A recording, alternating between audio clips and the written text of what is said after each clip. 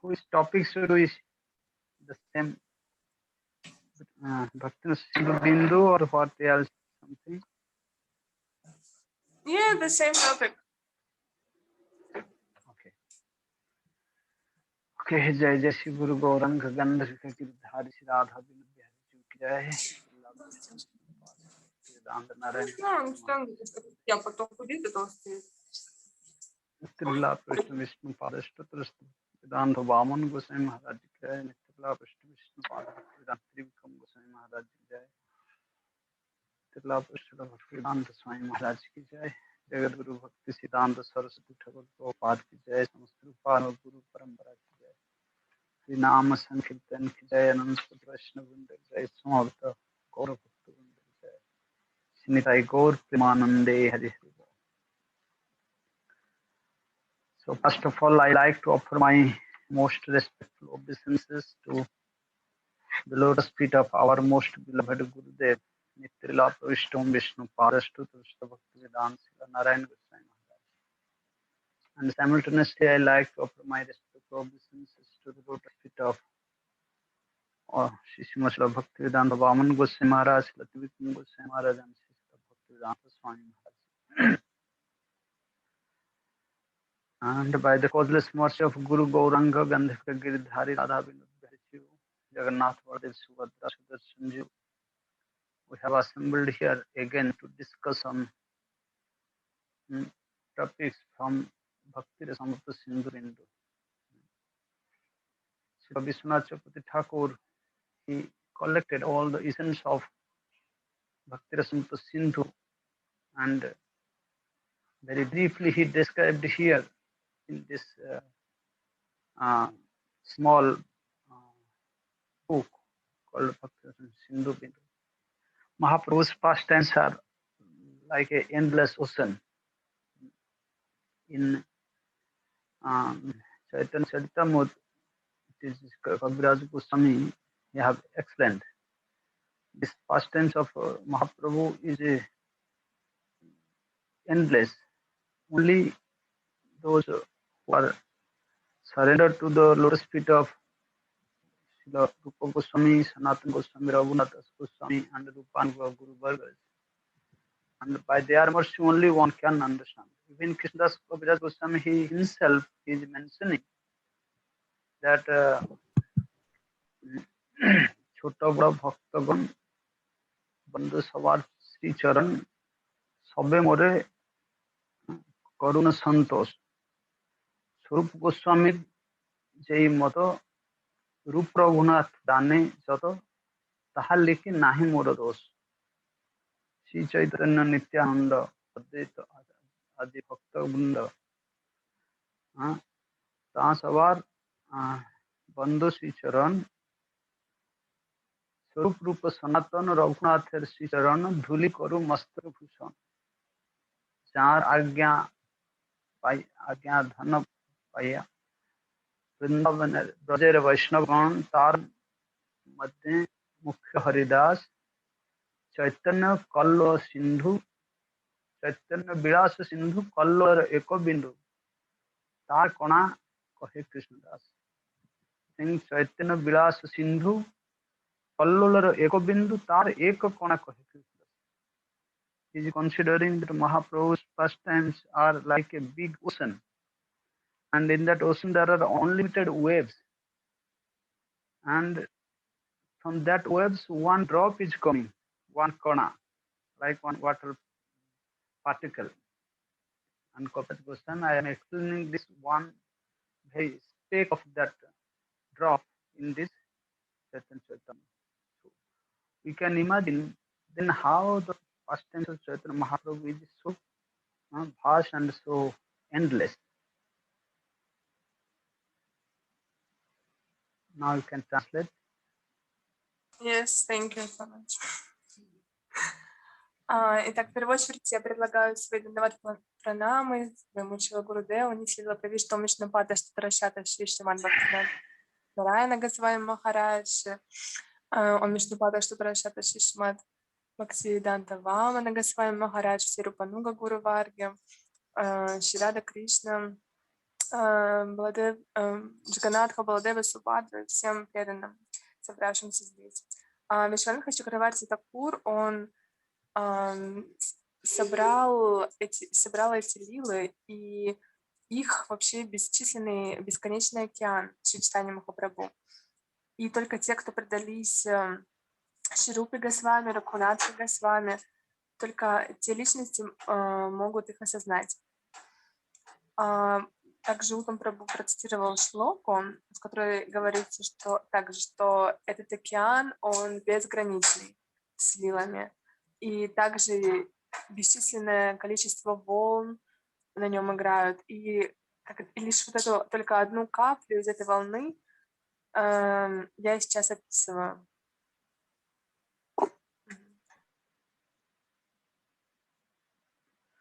So this past tense of Chaitanya Mahaprabhu is only be understood or realized by the mercy of Sri Gurudev, by Rupanuga Guru Parampara and the Goswamis. And by their mercy means when one attains Suddha Bhakti, then this past tense will manifest in the heart, then one can release the sweetness of the holy name, form, qualities and persons of the Lord. So without this bhakti, without developing such pure mood of service to the Lord, then no one can really release all this sweetness of the Lord. So that is why our Goswamis very briefly and very clearly have mentioned the different like aspects of bhakti. What is real Suddha Bhakti, what is Karma Mishra Bhakti, what is Jnana Mishra Bhakti, what is Swarup Siddha Bhakti, what is Sangha Siddha Bhakti, what is Arop Siddha Bhakti. Without knowing all these different levels of bhakti, really we can't enter into Suddha Bhakti. That is our Goswami Vishwanath Chakravarti Thakur very mercifully he mentioned all these details, things in this book of Bhakti-rasamrita-sindhu-bindu.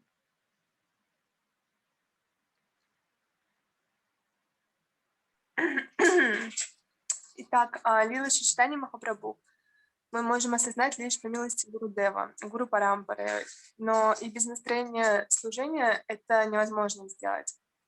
А наши Госвами, они очень четко и ясно описывают путь чистого бхакти, и также различные уровни, через которые мы можем пройти и встать на путь чистой преданности. И также этим занимается Шрила Вишванатха Чакраварти Такур, он также помогает нам осознать этот путь. So in the beginning in this book, he mentioned this definition of Suddha Bhakti is Anyabhilasita Sunyam Jnana Karmadi Anavrutam Anukulena Krishnanu Shilanam Bhakti Uttama. In this verse, briefly he mentioned what is the real structure of bhakti. That bhakti is there are two lakhan symptoms. One is Swarup Lakhan, one is Tatastha Lakhan. Swarup is the primary symptoms or features of bhakti. And Tatastha Lakhan means secondary.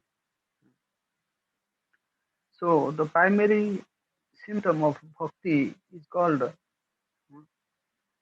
Anukulena Krishnanushilanam. And all other symptoms are given here, they are called secondary symptoms, like Anyabhisita Sunnam, Jnana Karmadi, Anabhutam. But Krishnanushilanam, Anukulena Krishnanushilanam is the primary symptom of Suddha Bhakti or Uttama Bhakti.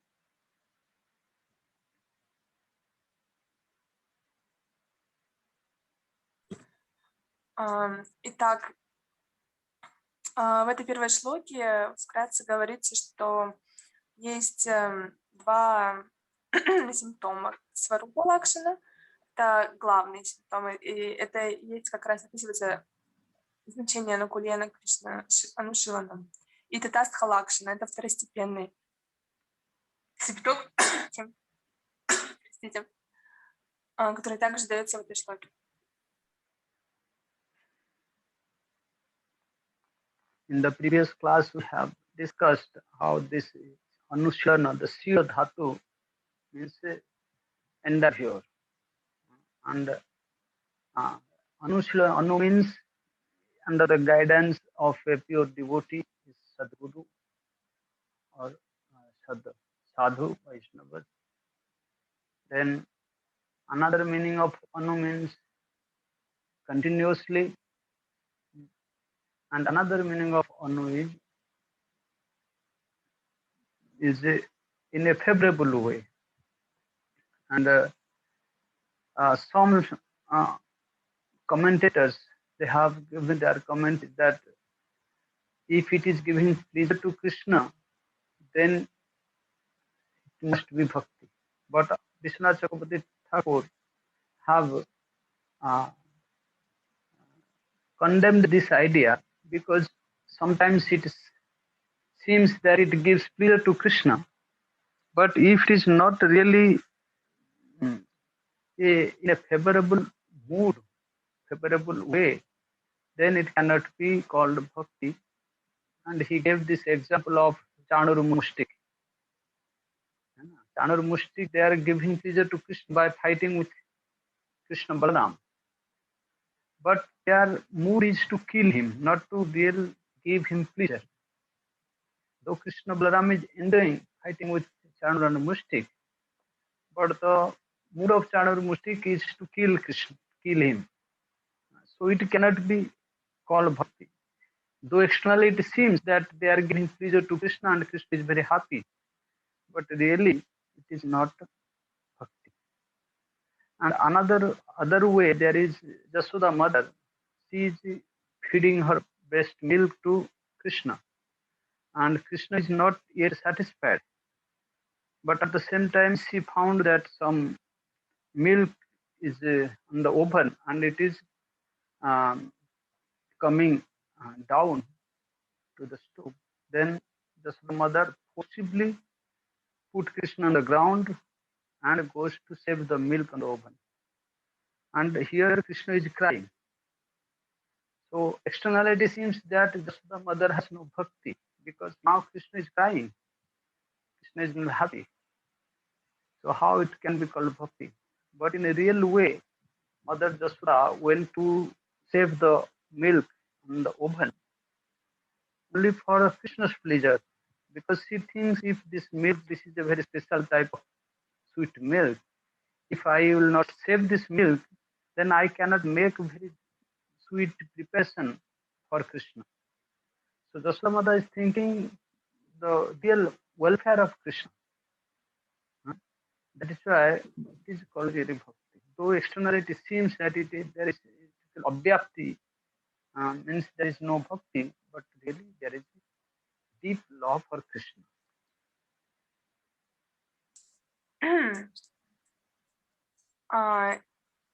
Итак, мы разбираем, что такое ану, то есть находиться под руководством. То есть первое значение — это находиться под руководством чистого преданного. И второе значение — это доставлять Кришне удовольствие, но в благоприятном ключе. И приводятся такие примеры, как, например, Чанура и Муштика, то есть это асуры, которые во время поединка с Кришной пытались его убить. И да, Кришне это приносило удовольствие, но мы не можем сказать, что это было благоприятно для него. Да, потому что это были не преданные Кришне, не чистые бхакты. А другой пример — это, например, мама Ишода. Да, она, когда она кормила Кришну и видела, что убегает молоко на плите, она силой его оторвала от своей груди. И мы можем подумать, что это приносит Кришне неудовольствие, что он плачет из-за этого, сопротивляется. Но на самом деле мама Ишода знает, что благоприятно для Кришны, и поэтому она следует таким путем. и мы через это можем понять чистоту ее любви.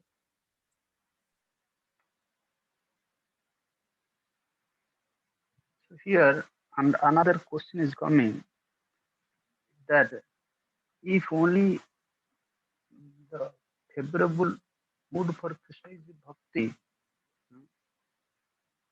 and anukula means to free from pratikula, like anukula means favorable, pratikula means unfavorable.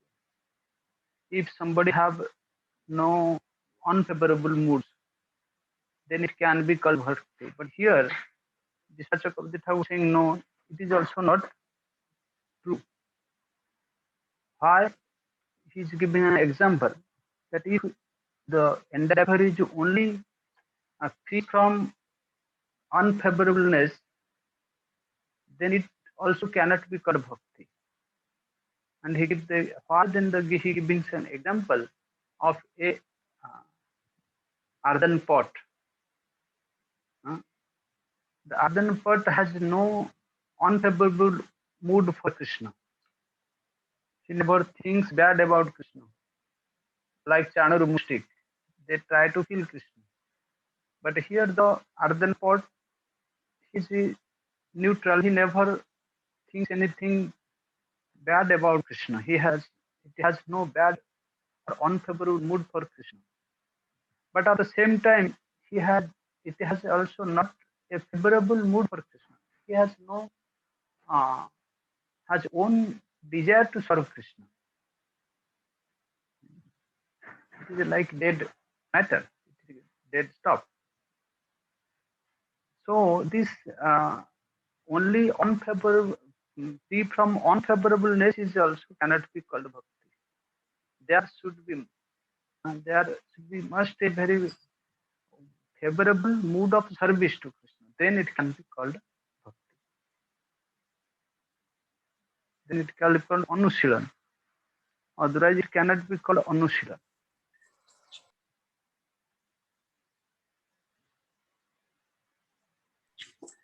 Итак, анушиланам. Оно должно быть в первую очередь благоприятным. Потому что если мы просто будем исключать то, что неблагоприятно, то у нас останется нейтральный пример, например, глиняного горшка. Вот, то есть у глиняного горшка у него нет никакого желания служить Кришне. Он не имеет любви к нему, не пытается никак удовлетворить. Поэтому мы не можем сказать, что тому должно быть чистое любовное служение благоприятным образом для того, чтобы удовлетворить Кришну. Но нельзя сказать то, что лишь избегая неблагоприятного, то это будет являться чистым бхакти.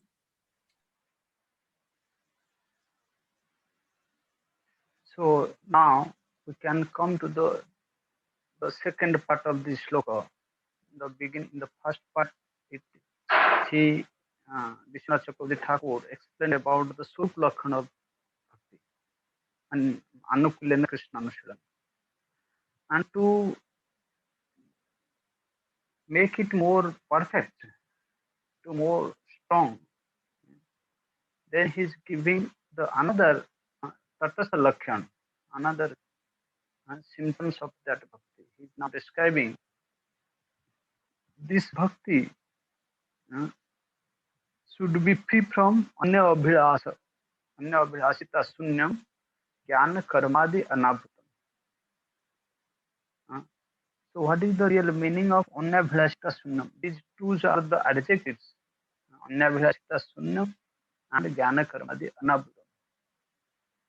Anya abhilas means, anya means other, abhilas means desire.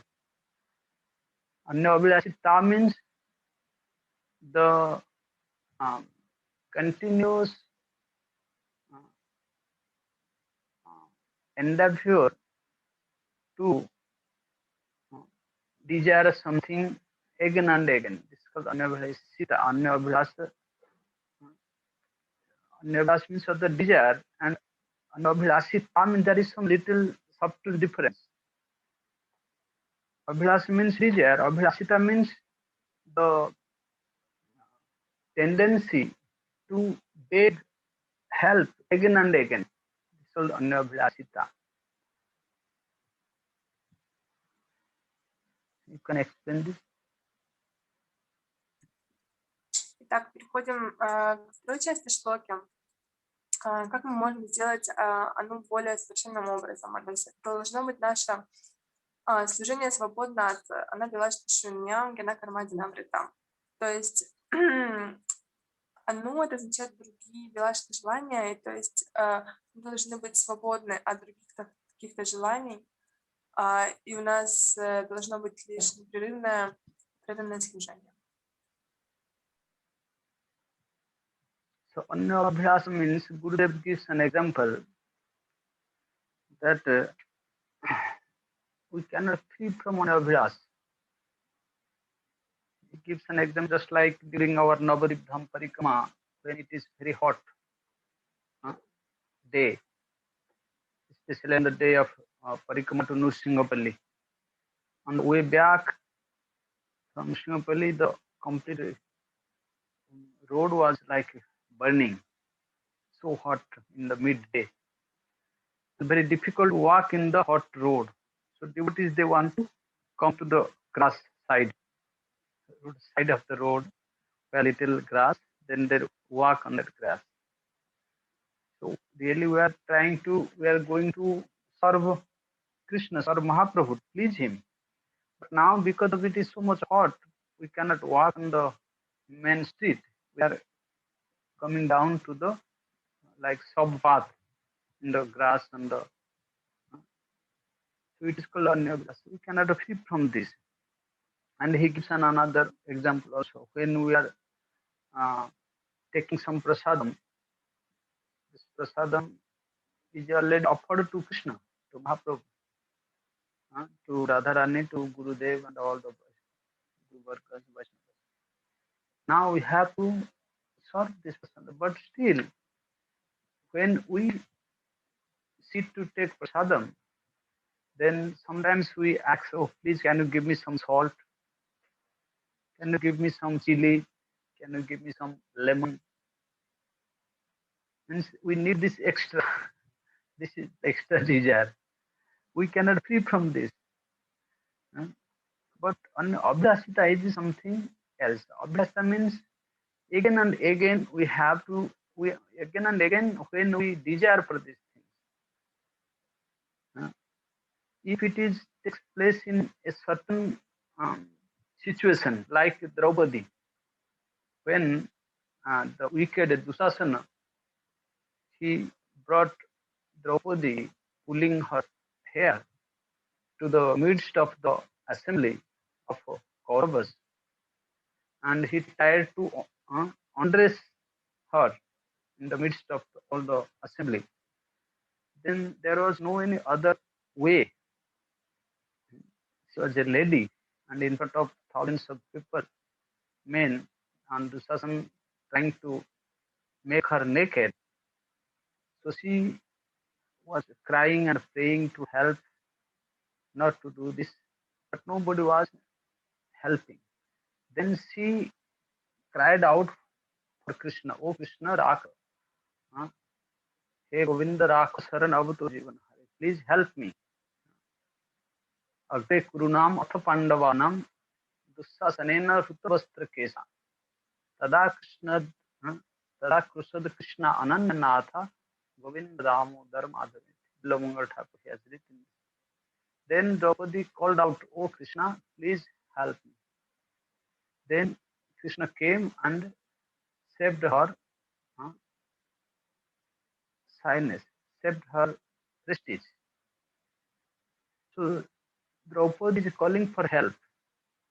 So this help, this asking for help to Krishna is not destroying her bhakti, because this is a situation came in a certain period. The circumstances is like this, that she has to ask. She had to ask for help. But if these things are again and again happening in every moment, in every situation, we ask, "Oh Krishna, please help me, please help me, please help me," then it is called Anyabhyasita. Our bhakti should be free from this type of tendency of asking help for Krishna every time. Okay. Uttama Krishna Prabhu, and in the example with when devotees during Navadvip Parikrama wanted to go by green grass, it is like not an abhilashita. It's not extreme. Yes, it is because of some situation came, it was so hot, we cannot walk, we are going, so it doesn't destroy our bhakti. It is because of some circumstances come. Because it is hot, we cannot walk, we have no practice to walk on the hot road, so we go to the side of the road. So it is not Anya Abhilasita, it is called Anya Abhilas. It is Anya Abhilas, but not Abhilasita. Abhilasita means making this tendency as like eternal mood. Anytime anything comes, oh Krishna, please help me, please help me, please help me.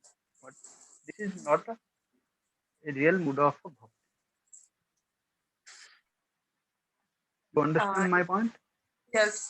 Так, что же такое необилашта? Это когда у нас постоянные какие-то желания, мы постоянно о чем-то просим Кришну, сделай для нас так, сделай так. И Шрила Гурудев приводил пример тоже во время Навадвипа Парикрама, когда мы возвращаемся от Симхапали, то во время пути очень тяжело идти по раскаленному асфальту. И преданные, они хотят идти по траве. Но такое поведение, оно не будет являться анабилашта. Это будет анабилаш, то есть оно кратковременно, и это не означает, что мы постоянно просим о помощи. Ну вот, например, когда мы принимаем прасад, и мы знаем, что мы предложим Кришне, Радхарани, Чайтанье Махапрабху, но мы жалуемся, что нам провода не хватает, соли, сахара, чили, то это уже идет против бхакти. Наши постоянные желания. Но существуют и экстремальные ситуации, как, например, с Драупади, когда ее тащили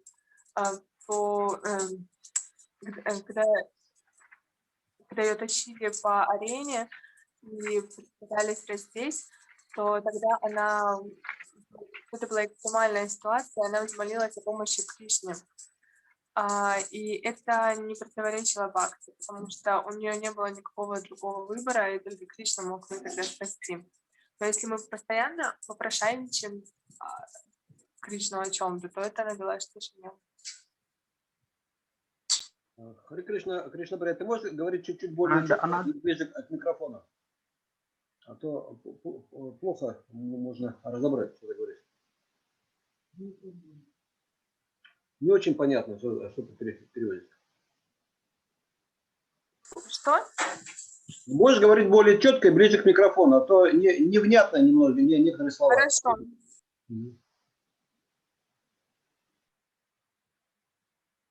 Хорошо. Okay, now we can start. Hare Krishna. Yes, we can continue. Okay.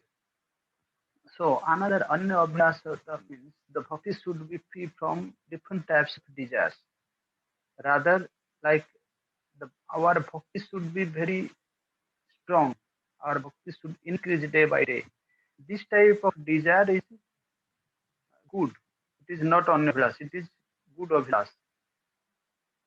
And rather to this desire to develop our bhakti, any other desire means to attain material benefits, material wealth, material name, fame and prestige, and bodily happiness,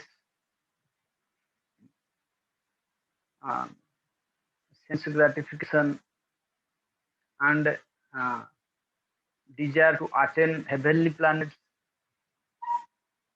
desire to attain some moksha even, to liberation. All these are also is unfavorable for bhakti. One should free from all types of desire. only the desire to develop our devotion, develop our mood of service to Krishna is favorable for bhakti. And rather, other desires, one should be free from all these things.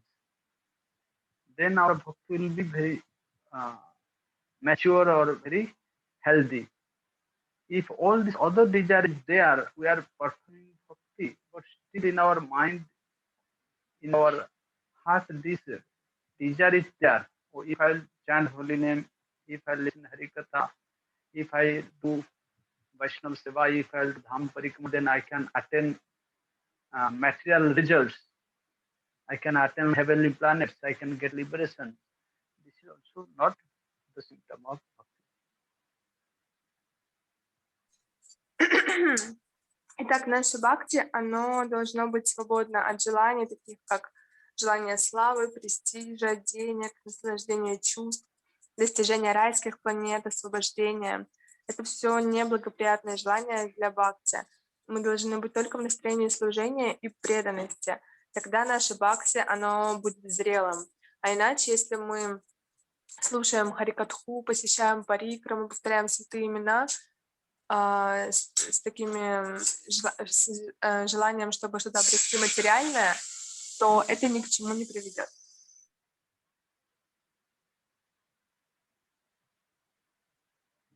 So our bhakti must be free from all these type of desires. If this desire enters, then our bhakti will not be very healthy. It will be day by day very weak. And one day will come, we will give up our bhakti. And we will be attached to this material things. We can attach to this heavenly planets, we can attach to the liberation. So from the beginning, we have to very deeply understand these things and we have to be fixed in our goal. That is why Gurudev many times he emphasize first you should fix your goal, then try to attain it. If we are not fixed in our goal, then in between some desire will come and some material benefit will come, some heavenly benefit will come, liberation will come, then we'll very happily accept this thing and will like be cheated.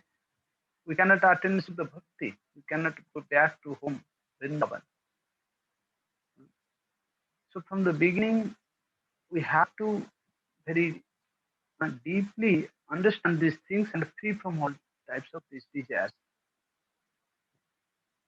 We can see many other devotees from other like societies. They are also doing bhakti, but they don't know what is their goal, where they want to go. If you ask them why you are chanting, they are also chanting. If you ask them why you are chanting, what will the result? Now we can get mukti, we can get. But this is not the real meaning of chanting. The result of chanting is to attain to the bhakti, prema bhakti or braja bhakti, by which you can go back to home, go back to Braj. If we don't understand these things, then time will come, Krishna will sit. Krishna will give all these things. Okay, take liberation, take heavenly planets, take material benefit, just go back. Krishna jadi छूटे भक्ति भुक्ति मुक्ति दिया, कृष्ण भक्ति ना दिन राखने लुकाइया. In certain circumstances, said that if Krishna is not happy with that devotee, then he just offers these things, bhukti and mukti, and get rid from this devotee. He never gives them real prema bhakti. He keeps the prema bhakti very secret, in hidden place. So we have to very carefully give up all these types of other desires and we have to be fixed in our goal. We need this. That is why our Gurudev many times he used to mention these things. Don't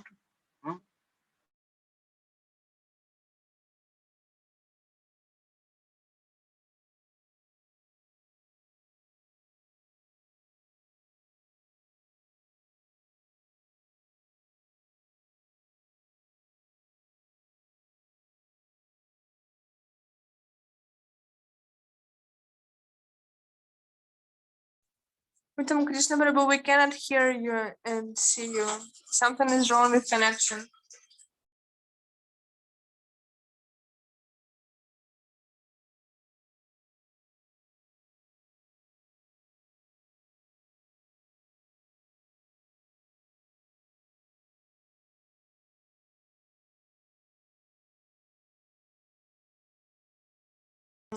Так, я переведу, потом Кришна Прабhu пропал, у него что-то со связью. Я тогда пока переведу, что он сказал. Итак, если эти материальные желания у нас появляются, то наше бхакти, оно будет слабеть. И в конечном итоге мы можем оставить нашу практику. Поэтому Шрила Гурудев, он всегда подчеркивал, что нам очень важно зафиксировать нашу цель. Иначе придет освобождение или какие-то материальные блага. Мы все это примем, и мы тогда забудем о Кришне и не сможем вернуться на Галоку Вриндаван. Так как вот некоторые группы, которые следуют пути бхакти, они повторяют святое имя, но когда у них спрашиваешь, для чего вы это делаете, они не могут ничего сказать точного. Но наша цель — это именно шуда бхакти, чистое преданное служение враджа бхакти, Кришне во враджа. Вот, и мы должны зафиксировать наш ум на этом. Иначе Кришна нас обманет, он будет недоволен нами, даст нам бхукти-мукти, и мы это примем.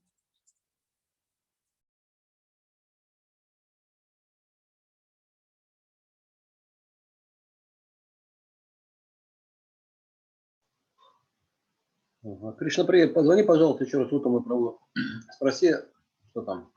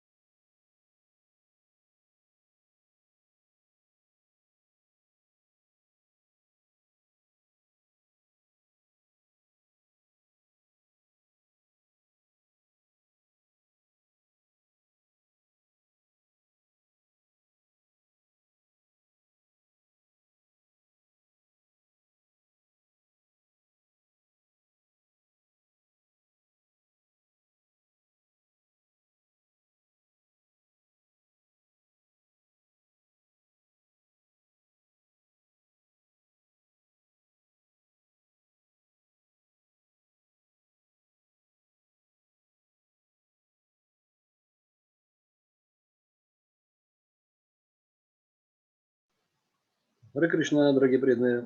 Пока какие-то проблемы со связью. Уттама Кришна Прабху.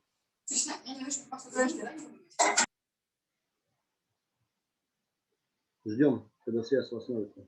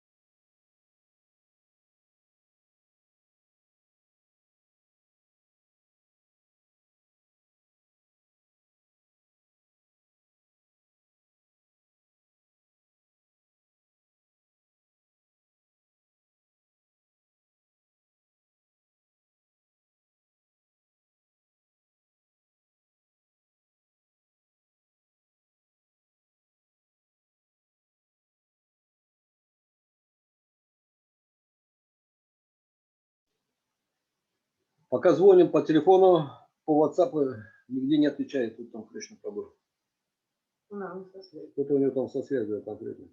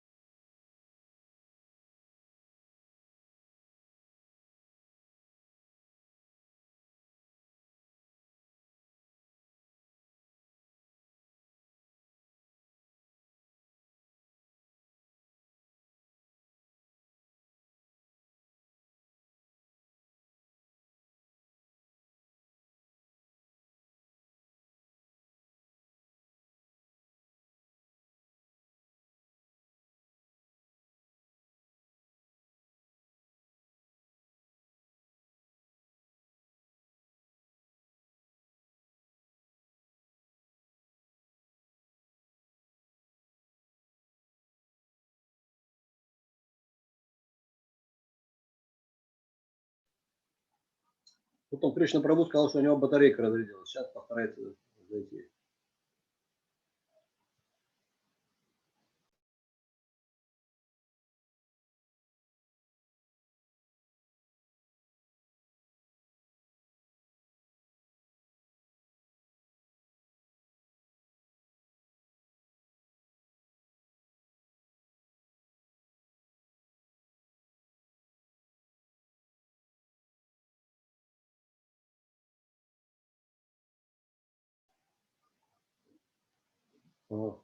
Харе Кришна, два пранам.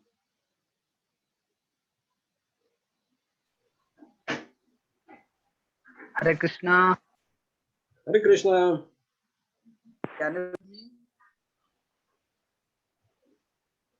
Hare Krishna. Hare Krishna. Can you hear me? Yes. Okay. Okay. Very sorry for the disturbance. Да. Он вернулся.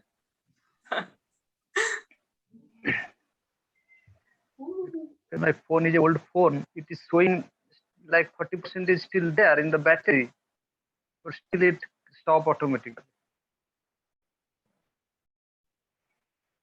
Okay, now we can start our discussion. So our desire should be only for developing Krishna Bhakti and to give up any other desire. Like Srimad Bhagavatam also mentions that we are doing bhakti only to develop bhakti, nothing for else, for any other motivation. If you are doing bhakti to get some other things, then it cannot be Uttama bhakti. Srimad Bhagavatam says that Parasparan Kathanam Pavanam Bhagavad Jasa Mithotushtir Ratir Mithatmana. Bhaktya Sanjataya Bhaktya Smaranta Smarayanta Mitho Abhuga Agamhari. Bhaktya Sanjataya Bhaktya Vidhati Utpurakam Tanu. Bhaktya Sanjataya Bhaktya means we are doing bhakti to make bhakti, to get bhakti. Means we are doing sadhan bhakti to attain bhav bhakti. We are doing bhav bhakti to attain prem bhakti. Nothing else. If our sadhan, our bhakti is not pointing towards bhav bhakti, if our bhav bhakti is not pointing towards prem bhakti, then this bhakti is also not sura bhakti.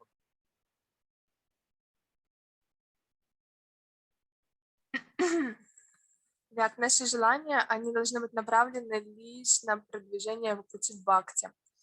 И в Шримад Бхагаватам говорится, что мы совершаем бхакти лишь для того, чтобы достичь бхакти, и ничего больше. Если наша садхана, она не направлена на получение према бхакти, то это не является садханой.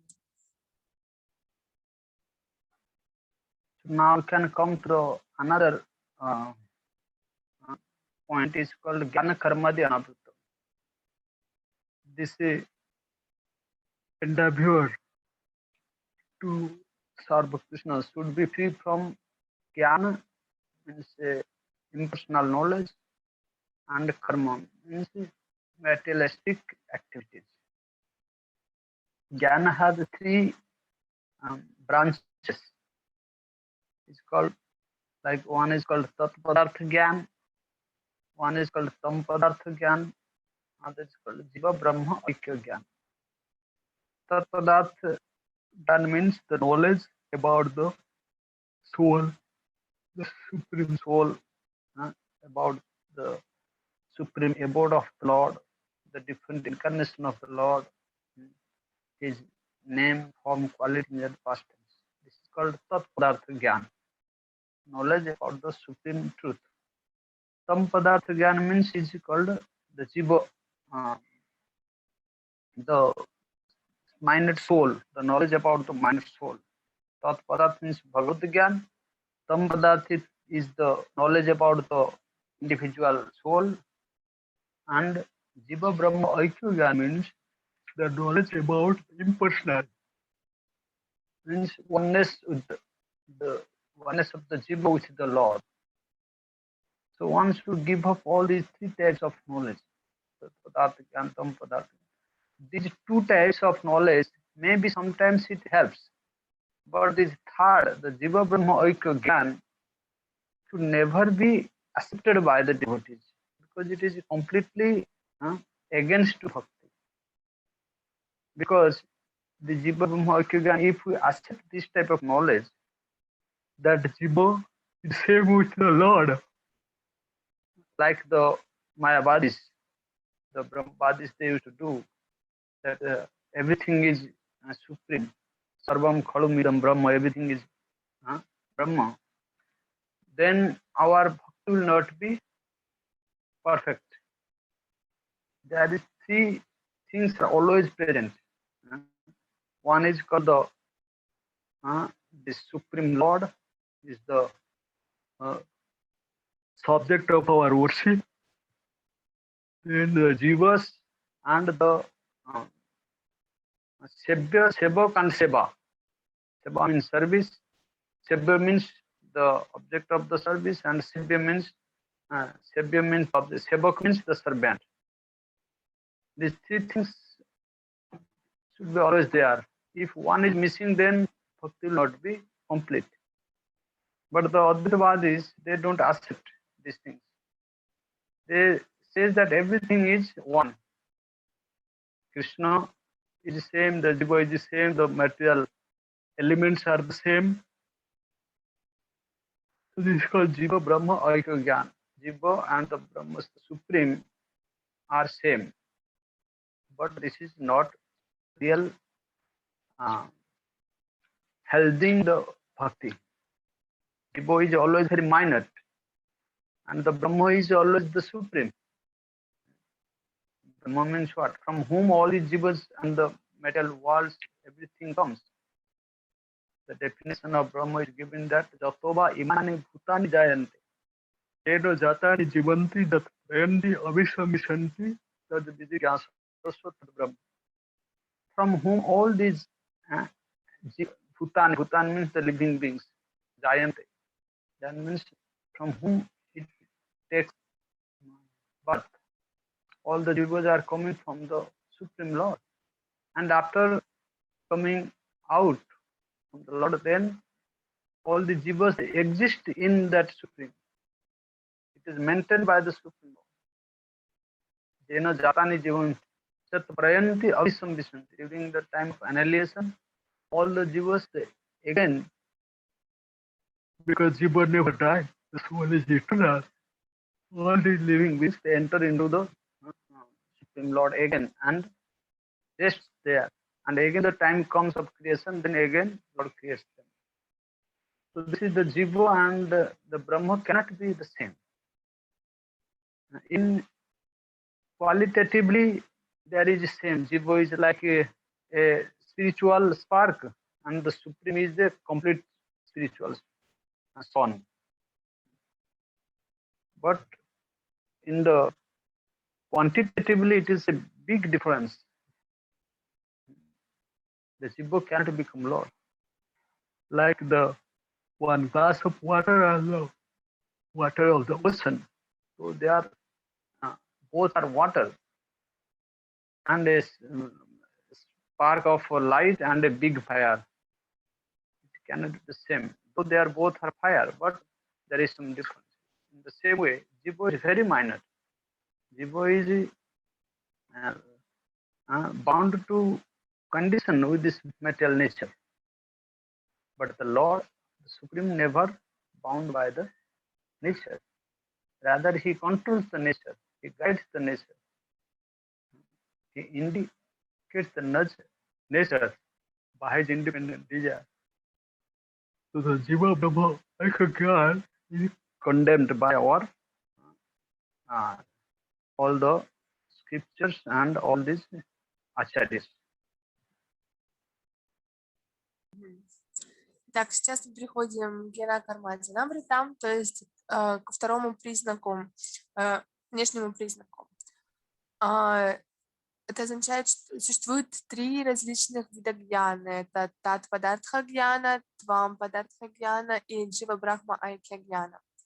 В тат-падартха-гьяне дается знание о том, кто такой Бхагаван, о его трансцендентных лилах, о его воплощениях, о его расе. А в твам-падартха-гьяне уже говорится о том, кто такая джива, и кто такой, и как она связана с Господом, какие у них существуют отношения. Также существует еще между вот этими 2 знаниями, в них нет противоречия, и мы можем принять их. Они не препятствуют бхакти. Но существует 3-е знание, это джива брахма айкья гьяна. Это знание о единстве дживы и брахмана. Существует такое понятие, которое проповедуется имперсоналистами, о том, что между дживой и брахманом нет никакой разницы. И что джива, она может слиться с брахманом. Но это на самом деле не истинное знание, потому что джива, она исходит из Бхагавана, и она является его мельчайшей частичкой. И да, у нее присутствуют те же самые качества, но в количестве она намного меньше. И после всего процесса мироздания, после разрушения, то джива, она вначале исходит из Бхагавана, а после разрушения она входит в него обратно, если она еще не пришла на Галоку Вриндаван. И это тоже может сказать о том, что джива и Бхагаван, между ними существует огромная разница. И также Бхагаван, он является севией, то есть объектом служения, а джива, она является севаком, то есть той, кто служит. И это и есть истинное взаимоотношение между дживой и Бхагаваном.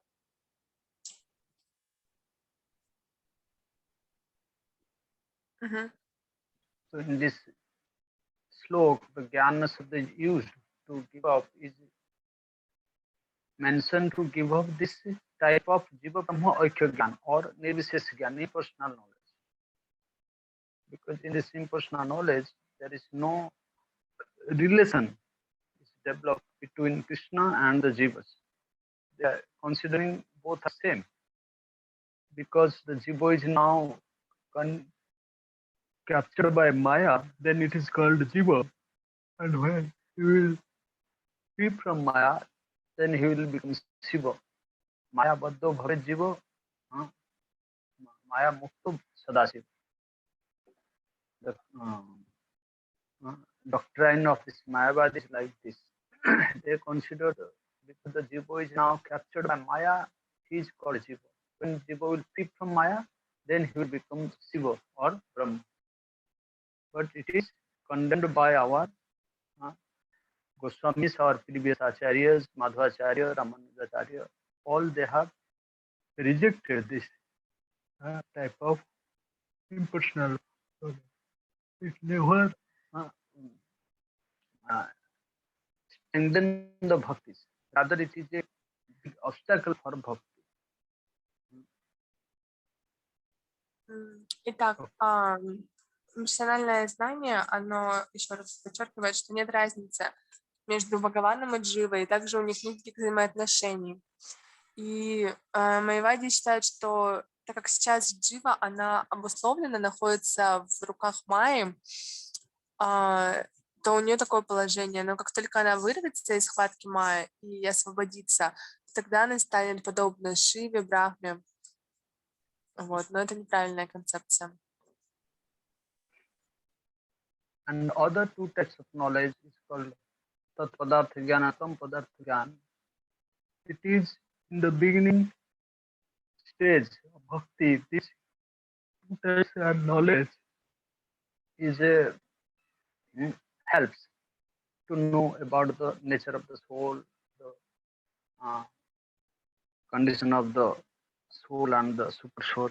But after attaining the stage of bhakti, entering into the realm bhakti, one should also give up this type of knowledge that Krishna is the supreme and the jiva is very minor.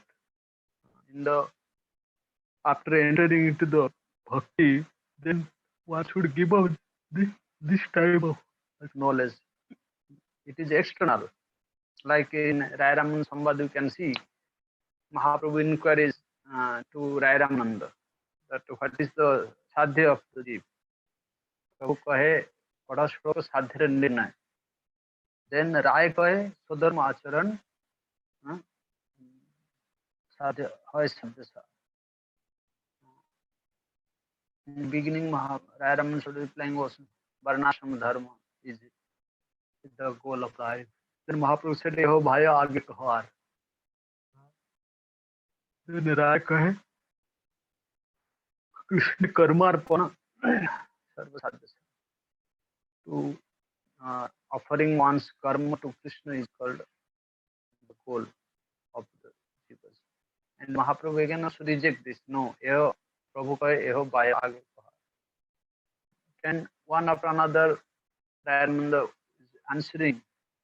Then Karma Mishra Bhakti, Jnana Mishra says, still Mahaprabhu is rejecting. Jnana Mishra is rejecting by saying that Jnane Prayasam Udapasya Namandeva Jivan Sanmukhritam Bhavadhyavatam Tane Stitam Sutikatam Tan Bang Manomhito Prayasa Jitu Jitu Pesita. Jnane Prayasam Udapasya. You should give up this desire for knowledge. Why? Because this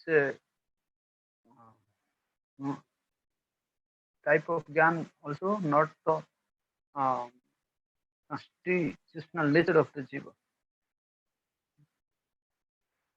That is eho bhaya, again and again Mahaprabhu rejecting. But when Rai Raman entering into the rasya of prem, then Mahaprabhu say, okay, eho hoy. It can be the goal of life, but still you should proceed further and tell something more. Then he's saying Sakya Prem, then Vasya Prem, then Madhu Prem, and then further is explained. Because the soul is the eternal article of the Lord. So where there is no direct relation between the soul and the super soul is established, it cannot be called bhakti. Krishna karma arpana means offering one's own activities to Krishna. Oh, I just like a farmer, he is cultivating so much grains, and he offers some grains to Krishna. After cultivating these grains, he just offered to Krishna. But it is cannot be called the he is offering karmas, not offering himself. He is offering the result of his karma. So there is some desire also behind it. He is offering because he thinks if I offer to Krishna, then next time Krishna will give more grains to me. So it is not called Swarup Siddha Bhakti. It is called Arap Siddha Bhakti. We are roping. We are imagining that, oh yeah, it may be Bhakti. We are offering our result of our activities to Krishna, then it is Bhakti. But the Shastra says, the other says that it cannot be called Bhakti.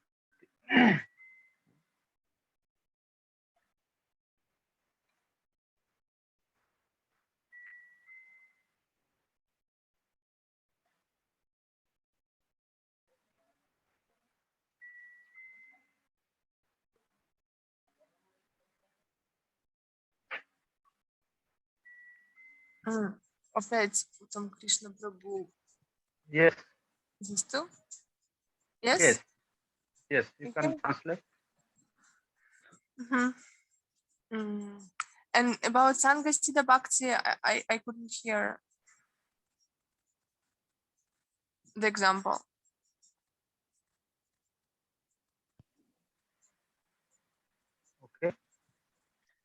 About Sanghasiddha Bhakti, I couldn't hear the example. If first you explain this Arab Siddha, then I will explain Sanghasiddha. Okay. Итак, вот эти два, возвращаемся к видам гьяны, то есть эти два вида гьяны, это Падартха гьяна и Твам Падартха гьяна. В начале пути они нам помогают. Но после того, как мы уже входим в мир Бхакти, то мы должны и даже их отвергнуть, потому что это внешние знания. И так как, например, Рамананда объясняет в начале Шри Махапрабху про Варнашрама Дхарму, но Шри Махапрабху не удовлетворен тем, он говорит о том, как предлагать в уме свои кармические действия, то есть что такое карма Мишра Бхакти, что такое гьяна Мишра Бхакти. Но в конечном счете Махапрабху не является удовлетворенным, и мы должны оставить все свои желания и также знания. Так же, как, например, следующий вид знания – это существует несколько видов бхакти. Аропа сида бхакти – это первый вид, это деятельность, которая не является бхакти в чистом виде, но все равно она считается бхакти, потому что совершается как подношение Верховному Господу. Например, когда фермер, он выращивает злаки, а затем подносит их Кришне, но это он подносит свои плоды своей кармы, чтобы получить еще больше урожая в следующий раз. Это является аропа сида бхакти. Это нечистая бхакти.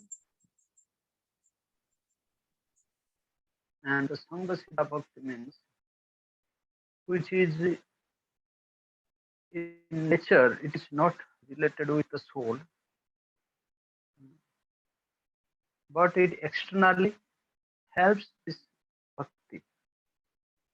That means in Bhagavatam 11th canto, Nimi Maharaj, he is inquiring Navajogendra about the nature of the devotee. Then he explains about 26 quality of devotee. Kripalu, Akruta Droha, Satya Sarasam, Nirdosha Vadanam, Mridu, Suchi Kinchan, Parapokara Santa, Krishneka Saran, Kam Niriya, Sthira Vijita Sadguna, Mita Bhuk Apamatta Manad Amani,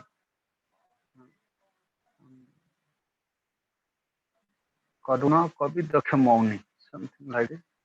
So there are 26 qualities of Vaishnava, devotee.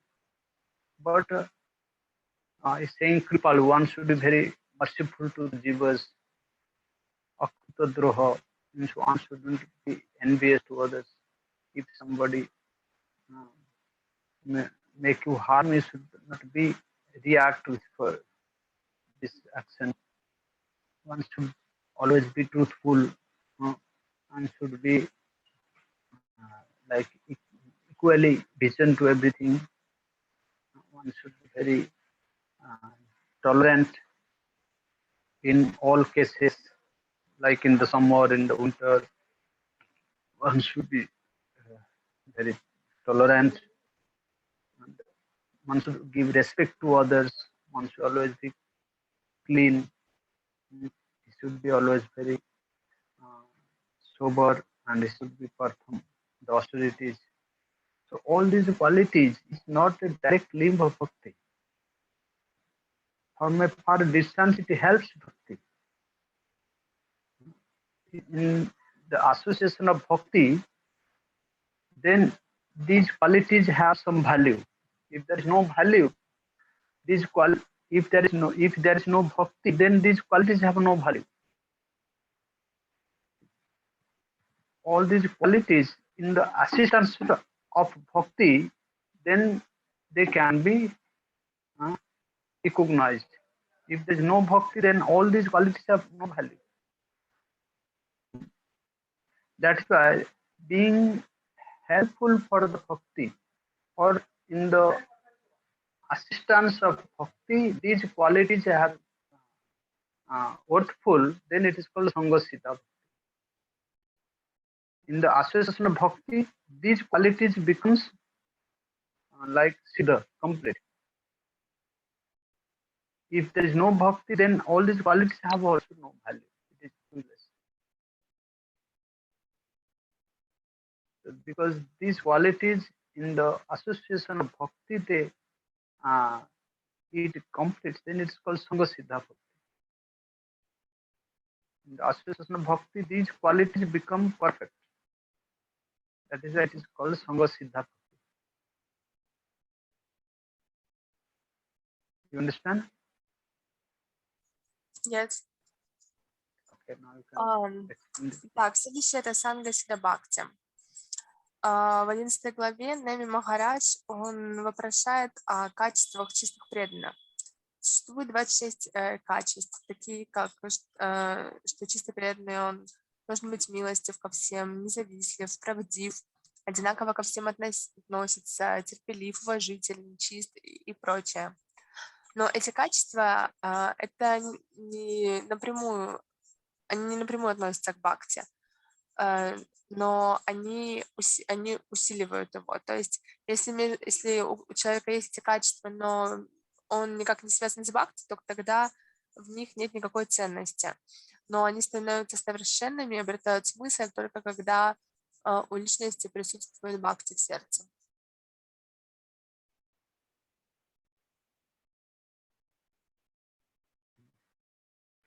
In this way, one should be free from all types of fruitative active jnana, all types of impersonal knowledge, Jiva Brahma Aikya Gyan, and also in the higher stage of bhakti, one should give up this padarthantam padartha gyan, all types of other desires, all the materialistic activities, and only one should develop this tendency to realize his own constitutional form as a made servant of Krishna or Radharani is called Swarup Siddha Bhakti, which is only motivated to this type of goal is called Swarup Siddha Bhakti, because this is the Swarup of the Jiva. The constitutional form, the Jiva is a servant of Krishna, servant of Radhika.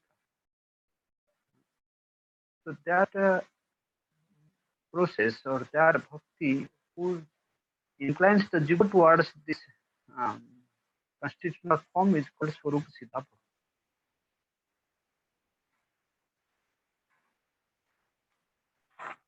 Итак, следующий вид бхакти это Сварупа Сидха бхакти.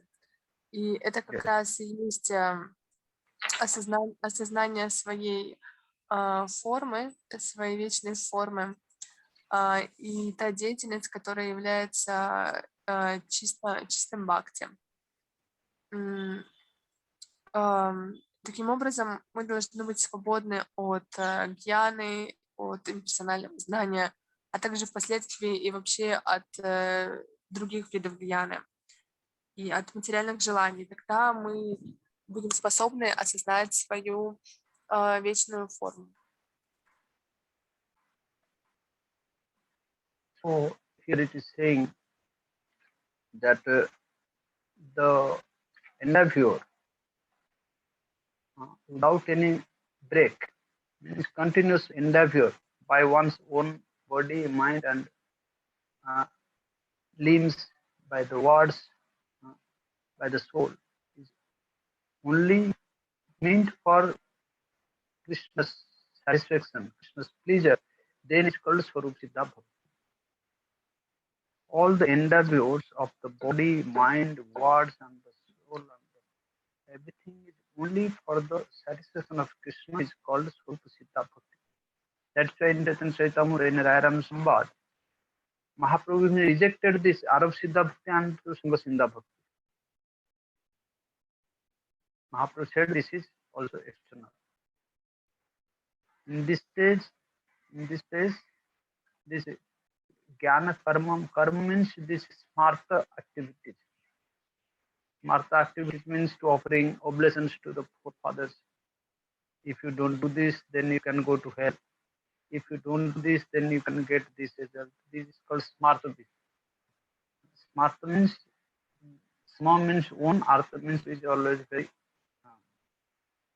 greedy for its own satisfaction. We are offering oblations to the forefather because they will please and they will give us blessings. Then we can live peacefully, you can live very wealthy, you can get good health. This is for this material body. There is no relation with the soul with these things. So this type of smarta karma one should give up. In the Smriti Shastras, all these smarta karmas are given. Nitya naimiti karma, samar nitya karma and samvidhi naimiti karma. One should also give up all these things. Naimiti karma means this karma who has came because of some reason. And nitya karma means some activities, daily activities like eating, sleeping. This is called daily activities. Nitya naimitik, one should give up all these things also. In the Smriti Shastra is given. That is why Bhagavatam says that agya eva gunan dosan maya dishtan api sokan dharman santajya jahasavan mam bhajate sacha sattam. Agya eva gunan dosan maya adishtan api sokan. One should consider this nitya and naimiti karma which is given by me, maya adishtan. I have prescribed these karmas in the Smriti Shastras. Agya eva gunan dosan. One should consider the qualities and the misqualities, those are the faults of these karmas, and give up these good or bad both. Agya eva gunan dosan maya dishan api soka dharmam satyajya jasavan.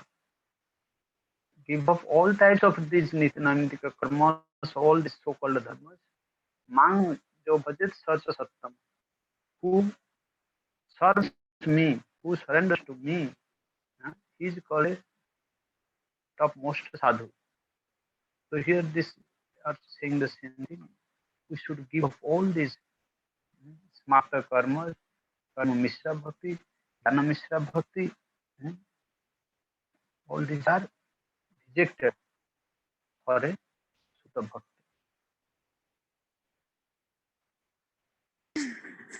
Итак, мы должны прилагать непрерывные усилия телом, речью и умом ради удовлетворения Шри Кришны. Это и будет являться сварупа сида бхакти. Читание Махапрабху, он отверг аропа сида бхакти, гьяна сида бхакти.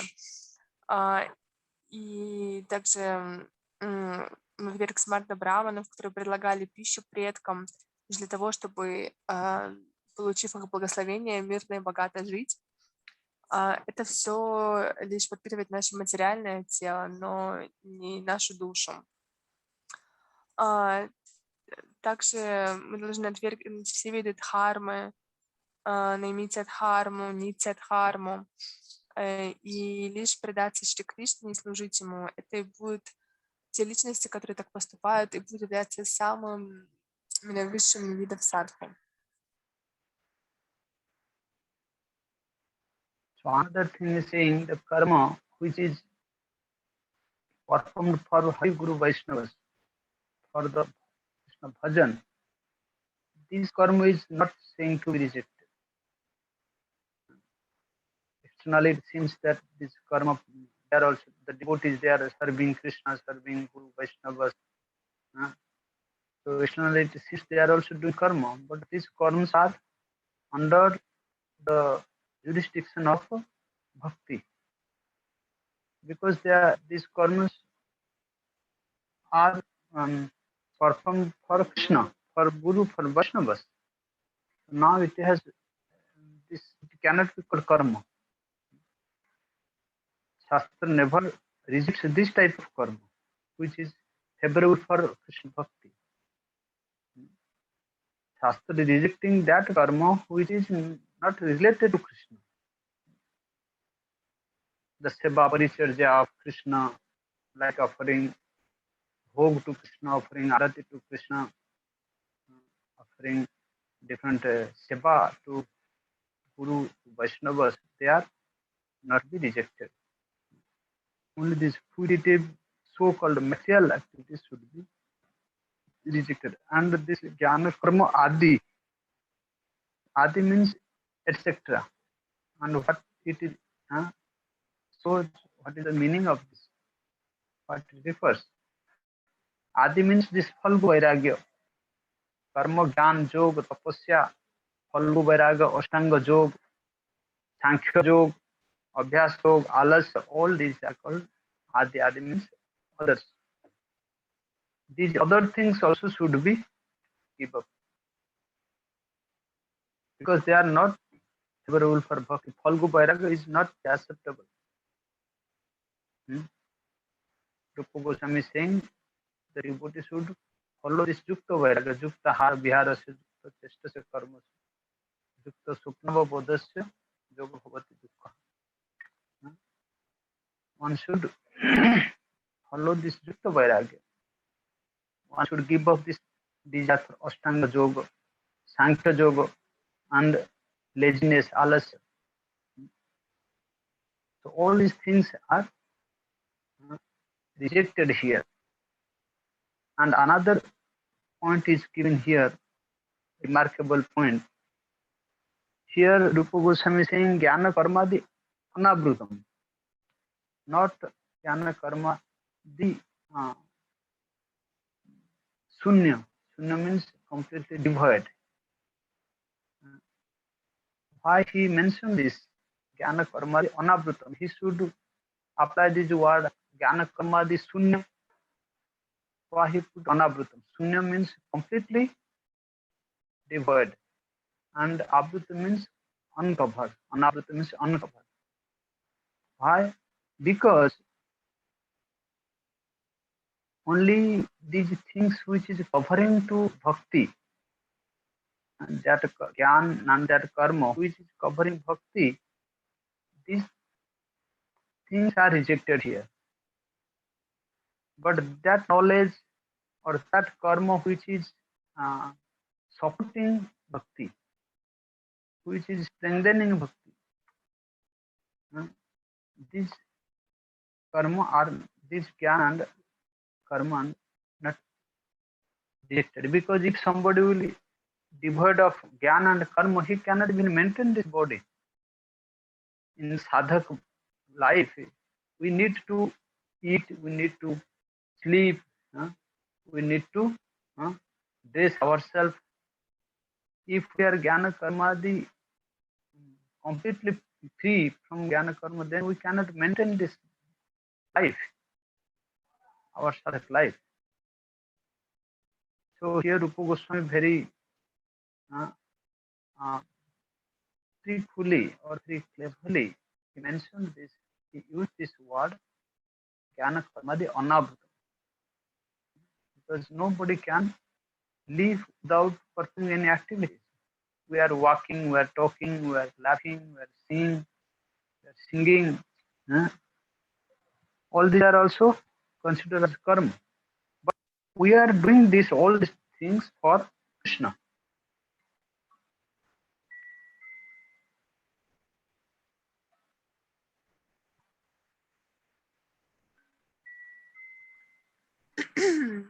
Так, опять прервалось. Я пока переведу.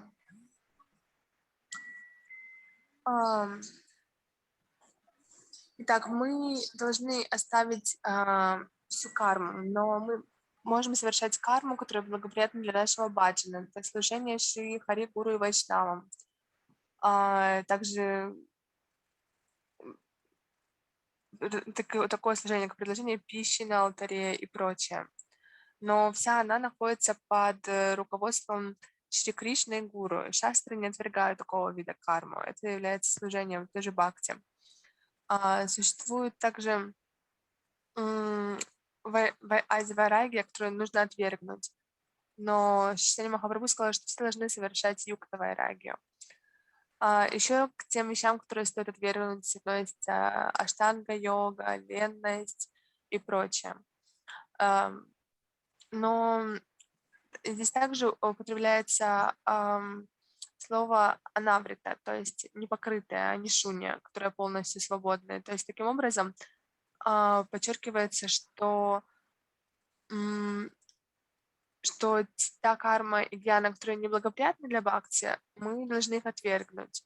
Но карма и гьяна, которые подпитывают бхакти, мы должны их оставить, потому что невозможно никак проживать жизнь без кармы и гьяны. То есть мы не сможем ходить, мы не сможем дышать, мы ничего не сможем читать и прочее.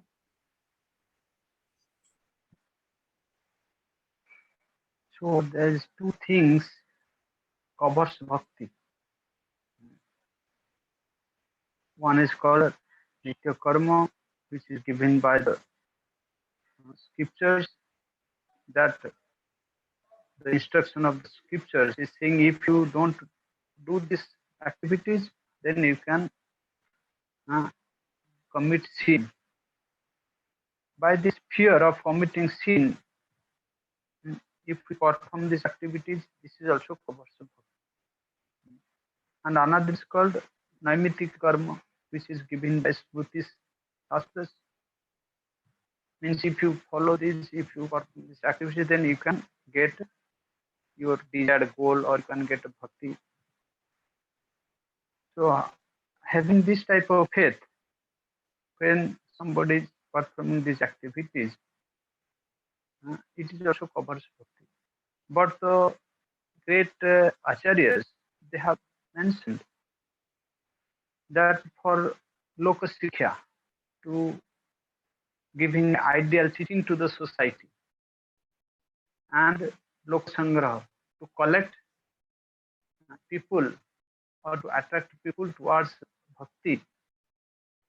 If we sometimes we perform our pitru shraddha, though there is no need of giving oblation to the forefathers for a devotee, but sometimes it can be seen that some devotees are doing their pitru shraddha, offering oblation to their forefathers. It doesn't cover bhakti because it is they are doing only to teach the society a good conduct, and they are doing this under the guidance of all the Vaishnavical rules and regulations. By seeing this, other ordinary people, they will be attracted towards performing this type of activities. They will come in contact with sadhu, they will serve sadhus, they will offer feed to the sadhus. Then in this way they can develop their sukruti. So for giving good teachings to the society and attracting the public towards bhakti, sometimes the devotees, they perform such activities. But these activities, it doesn't cover the bhakti, and it never became an obstacle for bhakti. So here only Krishna Anushilan, the favorable endeavor towards Krishna, is called bhakti. This Krishna Anushilanam word is very it is a very remarkable. Krishna Anushilanam means to the bhakti, because Krishna Anushilanam means here is Krishna Anushilanam. The endeavor for Krishna is called bhakti. Though this Krishna means all the Vishnu Tattvas, Rama, Nrsimha, Varaha, Vaman, all the Vishnu Tattvas, they are called Lord, they are called Bhagavan. If somebody is doing bhakti to Ram, somebody is doing service to Nrsimha, some doing to Vaman, some doing to Varaha, all they are called bhakti, because they are all Vishnu Tattvas. They are all the Vishuddha Sattvas. all these incarnations of the Lord, they are all Vishnu Tattvas. They are the Supreme Lord.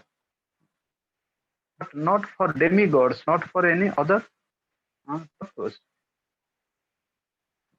Krishnanushilana means Anushilanam towards Krishna, towards all his incarnations, not for others.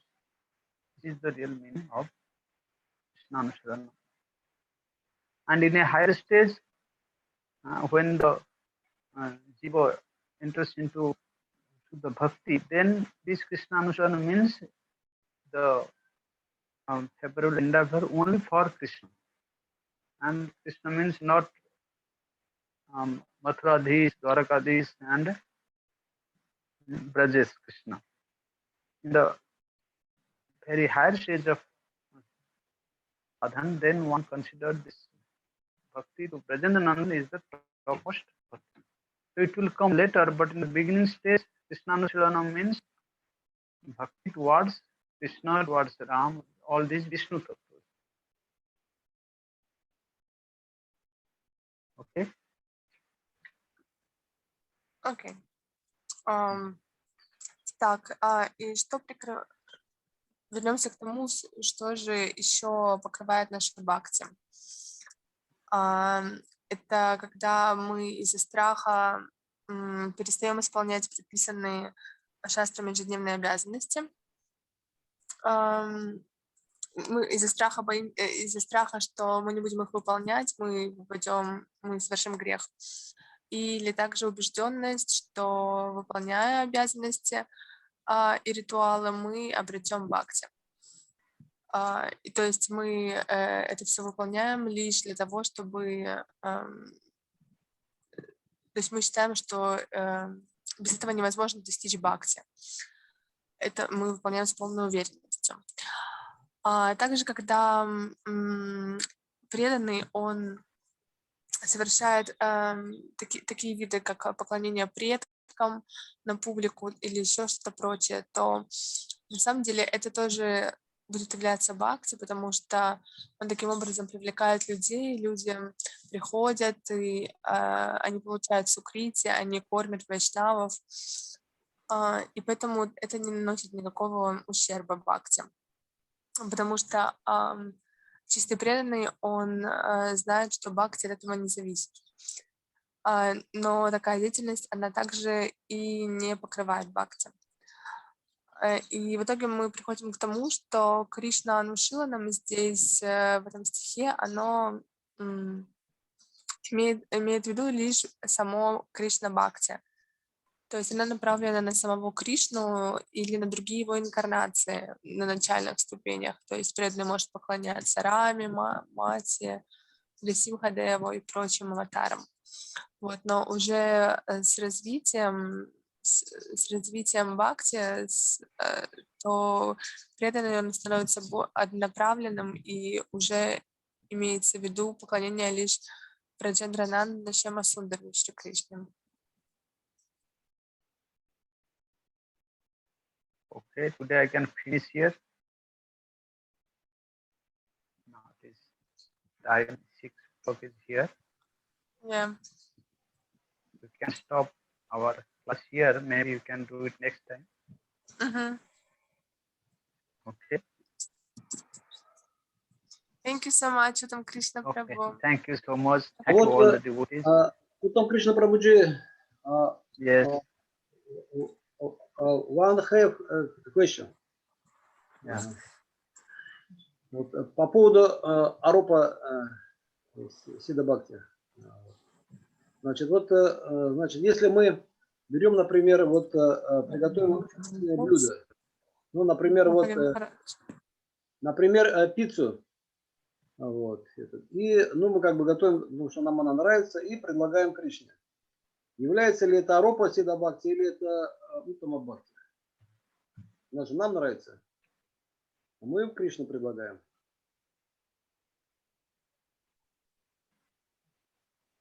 Кришна, переведи, пожалуйста. У вас звук прерывался, но вы спросили, является ли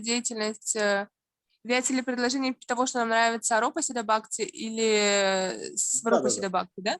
Ну да, вот, например, вкусное блюдо какое-то мы приготовили, оно нам нравится. Мы предлагаем его Кришне. Мы же в первую очередь как бы для себя готовим. Нам нравится это блюдо. Okay. Опять микрофон включен. Oi. We have a question. So Yes. when we cook something very tasty for what is tasty for us, and we offer it to Krishna. So it is Aropa Siddha Bhakti or Svarupa Siddha Bhakti. Yes, it is also Aropa Siddha. Huh? Yes, it is also Aropa Siddha because we are. Seems it is pleasing to us, and we are thinking it may please to Krishna, and offering this to it.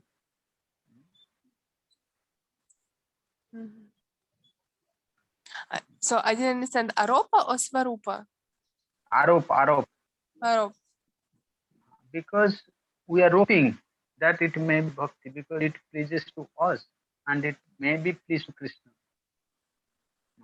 If we are offering to, if there is no desire for our own self pleasure, if there is a scent of our self pleasure, then it is called Aropa Siddha.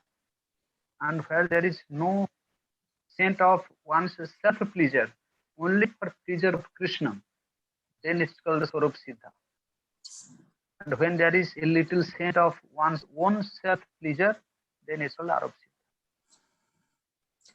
Так это будет являться Аропа Сидха Бхакти, потому что там также привлечены наши желания. Когда есть хоть какая-то примесь удовлетворения наших чувств, наших желаний, то это Аропа Сидха Бхакти. А при Сварупа Сидха Бхакти мы хотим лишь удовлетворить Шри Кришну. Понятно. А ты помнишь, да, вот тогда Махавир Махарадж приводил... Да, я помню. Можешь сказать это Прабху? Сказал, что Ашра Махарадж ему точно такой же вопрос задал. Uttama Krishna Prabhu, there was Ashram Maharaj who was asking Guru Deva about like if we like pizza, pasta, and like we want to offer it to Krishna because like this is very pleasant and dear to us, and it's like one anga of bhakti, like offering something which has value for us, which is like yes. So it can be Svarupa Siddha Bhakti. Then what Gurudev said? And Gurudev же сказал, что это Сварупа Сидха Бхакти, да, тогда? Да, он сказал, что Сварупа Сидха Бхакти. Yes, and Gurudev, this example, Pujapad Mahavir Maharaj said to us, and he said that Gurudev told us that it's Svarupa Siddha Bhakti. Потому что мы занимаемся Сварупа Сидха Бхакти. Because we are doing Svarupa Siddha Bhakti, like we trying to do Svarupa Siddha Bhakti, it's like our efforts, our endeavors, and like we have this in mind. Yeah, only to satisfy all of you, then he said like this. Otherwise you will not do, your heart will break, you will not do anything. But really, according to the Shastra is saying this thing. Then we can consider what is real and what is. So Gurudev said only for our satisfaction. Not satisfaction, maybe to engage you in these things, activities. Okay. The Shastra is saying if there is even a little scent of our sense happiness, self pleasure, then it cannot be called Swarup Siddha. Ну, Уттама Кришна Прабху говорит, что Гурудев, скорее всего, сказал это лишь для того, чтобы нас подбодрить, чтобы мы предлагали пищу Шри Кришне. Потому что при Сварупа Сидха Бхакти там нет и намека на удовлетворение своих чувств. Because it pleases you, then you want to offer this to Krishna. But what pleases Krishna, this is called Swarup Siddha. You understand my point? Yes. Because these things are pleasurable to us, so we are thinking, oh, if we offer to Krishna, then he will be very pleased. It is we are thinking, we are hoping. Yeah, it's the same actually with even like people, like our friends. If we offer something that is pleasant for us, it doesn't mean that they will like it. Yes. When we do only for the pleasure of Krishna, because we don't know what pleases to Krishna, so we follow the order of Guru, follow the high class of Vaishnavas. We inquire them, what should we make for Krishna? Even in the temple, when Gurudev was present, then um, Prabhuji and other devotees ask those who are cooking, what should we make today for Krishna, for Thakurji? Then Gurudev said, this, do that, do that. So this is Swarup Siddha Bhakti. If we make something by our own things, then it cannot be Swarup Siddha. In a higher stage, when a pure devotee, in a like Brahmansa stage or Bhav Bhakta stage, when he prepares something for Krishna, then it is called Swarup Siddha. Before that, whatever we are doing, it is called Arabsita. And if we are doing under the guidance of Guru and Vaishnava, then it can be called Swarupsita. You understand my point? So if you're doing it under the guidance, it also can be Swarupa Siddha Bhakti. Yeah, because we don't know what pleases Krishna. So if Gurudev said like we can offer pizza and the pasta to Krishna, yes, it will be fine. So it will be Swarupa Siddha then Bhakti. we asked Gurudev.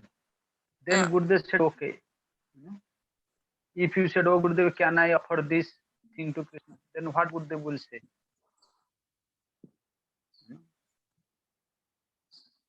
Like we asked, oh Gurudev, I want to go to Delhi. Then what will Gurudev said? Yes or no, one thing he will say. If you say no, then you will become, because you are in a lower stage of bhakti, you will take it in a negative way. Oh, maybe Gurudev doesn't like me, doesn't love me. So Gurudev says, okay, you can go. But when one surrender to Gurudev, then Gurudev will say, oh, you should go there, you should go there, you should go there. That time, the devotee have no his own desire. But now we are asking, oh Gurudev, can I do this? Can I do this? That means I have this desire to do this thing. What Gurudev wants to do with me, we have to wait for this. We have to ask this, oh Gurudev, how can I serve you? Where should I go? Please order me or give me. If I say, oh Gurudev, I want to do this, I want to go to that place, I want to go to this place, then this is also, there is some desire in our heart. If we completely surrender to Guru and Krishna, then they will instruct us. Then it will be called Swarup Siddha. Because they are fixed in their Swarup. And they can see the Swarup of Jivas, all sadhaks. And according to the Swarup, he instructs the Seva or he guides the Jiva to a specific destination. But before that, if we open our things over there, can I do this? Can I do that? This is also not.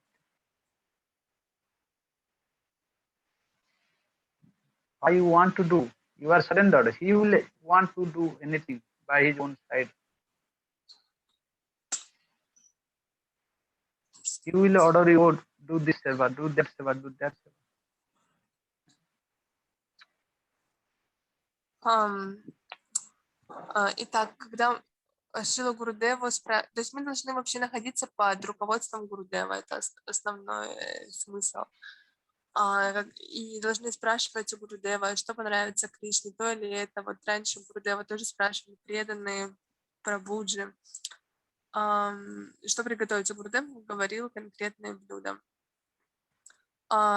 И мы должны спрашивать, то есть не только уже на уровне парамахамсы, то есть чтобы преданные, чтобы они не приготовили, это будет приятно для Кришны. Вот. А на нашем уровне у нас получается Аропа Сидха Бхакти. И часто мы следуем своим желаниям, когда, например, спрашиваем Гурудева: Гурудев, могу ли я поехать в Дели? Ну, что Гурудев ответит? Да, он не хочет, чтобы уровень нашего бхакти понижался, поэтому он нам разрешает делать то, что мы хотим. Но если мы предались полностью Шри Кришне, Гурудев, то мы не задаем такого вопроса, должен ли я поехать туда или сюда. Мы просто спрашиваем у Гурудева, что нам делать с нашей жизнью. И Гурудев сам наставляет, где мы должны быть и что мы должны делать в своем служении.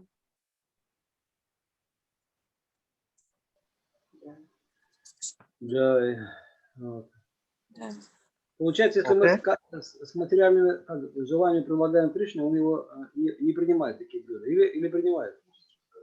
So if we offer something to Krishna with our material desires, Krishna doesn't accept such food. So it depends upon our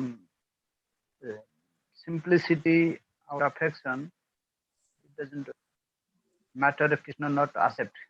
Krishna even if he offers something with love, he accepts. But there is some consideration of level of Krishna's acceptance. Krishna never rejects anybody or reject anything from others. He is very merciful. Even a non-devotee, if he offers something to Krishna with love, then also.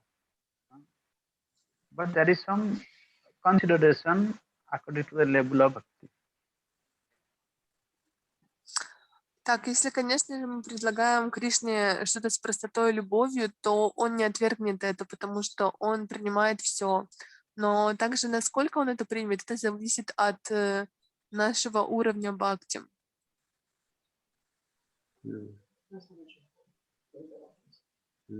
А если мы через Гурудева предлагаем, просим, что Гурудев... But if we offer it through Gurudev, yes, then really in our line, everything we are doing under the guidance of Gurudev. When we are offering something to Krishna in the temple, then first we pray to Gurudev. Oh Gurudev, we are just prepared these things. You can offer this to your Krishna, your Mahaprabhu, your Radha. Really, we are not offering. We are praying to Gurudev under his instruction. I am just doing the rituals, but really you are offering. This is the mood in our Gaudiya. да, в нашем Гаудия-матхе такое настроение, что мы сами ничего не предлагаем. Мы предлагаем вначале нашему Гурудеву, Гуруварге, и уже мы просим их, чтобы они предложили Шри Раде, Кришне, Шри Чайтанье Махапрабху. Такое наше настроение.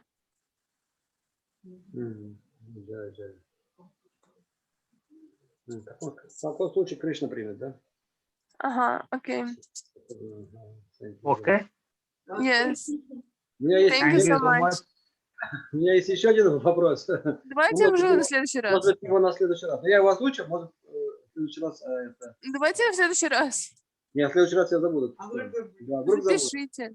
Например, чем отличается Аропа Сида Бхакти от карма Мишра Бхакти? Вот, и чего еще? В чем их отличие? Okay, and can you also answer next time what is the difference between Aropa Siddha Bhakti and Karma Mishra Bhakti? Okay, we can discuss next time. Yes. Next Sunday.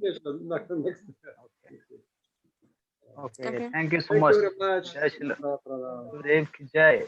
Param Gurudev Gopal ki jai. Guru Parampara ki jai. Thank you. Venugopal Prabhu ki jai. All the Russian devotees ki jai.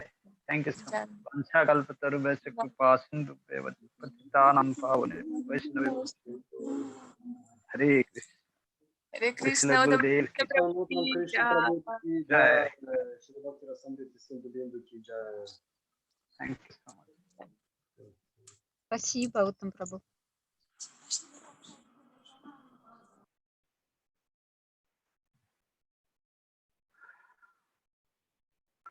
Thank you very much, Hare Krishna. Thank you so much, Hare Krishna.